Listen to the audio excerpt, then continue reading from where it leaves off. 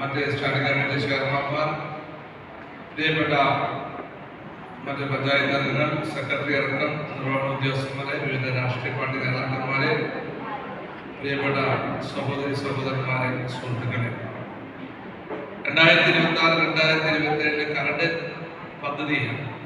പദ്ധതിയാണ് നമ്മളിവിടെ കരട് വാർഷിക പദ്ധതിയാണ് ഇവിടെ ചർച്ച ചെയ്യുന്നത്. നമ്മുടെ പഞ്ചായത്തിൽ എവിടെയൊക്കെയാണ് വികസനം എത്തേണ്ടത്, ഏതൊക്കെ മേഖലയിലാണ് വികസനം എത്തേണ്ടത് എന്നുള്ള ചിന്താഗതിയാണ് നമ്മൾ കൂടുതൽ നല്ല വികസനത്തിലേക്ക് എത്തിക്കാൻ സാധിക്കുന്നത്. അവിടെ കൂട്ടായ പ്രവർത്തനമാണ് നമുക്ക് ആവശ്യം. എടത്തല പഞ്ചായത്തിനെ സംബന്ധിച്ചിടത്തോളം ഒത്തിരി വികസന സാധ്യതയുള്ള ഒരു പഞ്ചായത്താണ് എടത്തല പഞ്ചായത്ത്. തീർച്ചയായിട്ടും ആ വികസന സാധ്യതകൾ കണ്ടെത്തിക്കൊണ്ട് നമുക്കിവിടെ നല്ല വികസനം നടത്താൻ നമുക്ക് സാധിക്കും. അതിന് കഴിവ് പ്രാപ്തിയുള്ള ജനപ്രതിനിധികളാണ് ഈ തവണയും നമുക്ക് തിരഞ്ഞെടുത്തിരിക്കുന്നത്. അതുകൊണ്ട് ആ രീതിയിലുള്ള പ്രവർത്തനങ്ങൾ നമുക്ക് ഒരുമിച്ച് തന്നെ നമുക്ക് മുന്നോട്ട് പോകാൻ സാധിക്കണമെന്നാണ് എനിക്ക് നിങ്ങളോട് അഭ്യർത്ഥിക്കാറുള്ളത്.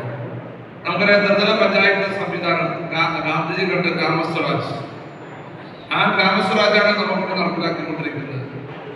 കാരണം നമുക്ക് താഴെ തലങ്ങളിലൊക്കെ വികസനം എത്തിക്കാം. അതാണ് ഗ്രാമസഭ നമ്മൾ വിളിച്ചു ചേർത്ത് ആ ഗ്രാമസഭയിലൂടെ നമുക്ക് കാര്യങ്ങൾ ചർച്ച ചെയ്ത് നമ്മുടെ വാർഡിൽ എവിടെയാണ് പ്രയോറിറ്റി കൊടുക്കേണ്ടത് വികസനം, ആ പ്രയോറിറ്റി കൊടുത്ത് നമുക്ക് വികസനം നമുക്ക് നടത്താൻ സാധിക്കണമെന്നാണ് എനിക്ക് നിങ്ങളോട് പറയാനുള്ളത്. അതോടൊപ്പം തന്നെ ഗ്രാമസഭ നല്ല പങ്കാളിത്തം ഉണ്ടാക്കണം. അത് ജനപ്രതിനിധി പ്രത്യേകം ശ്രദ്ധിക്കണം. പലപ്പോഴും നമുക്ക് കാണാൻ സാധിക്കുന്നത് വ്യക്തിഗത ആനുകൂല്യങ്ങളുള്ള ഗ്രാമസഭകളിലാണ് കൂടുതൽ ആളുകളെ നമുക്ക് കാണാൻ സാധിക്കുന്നത്.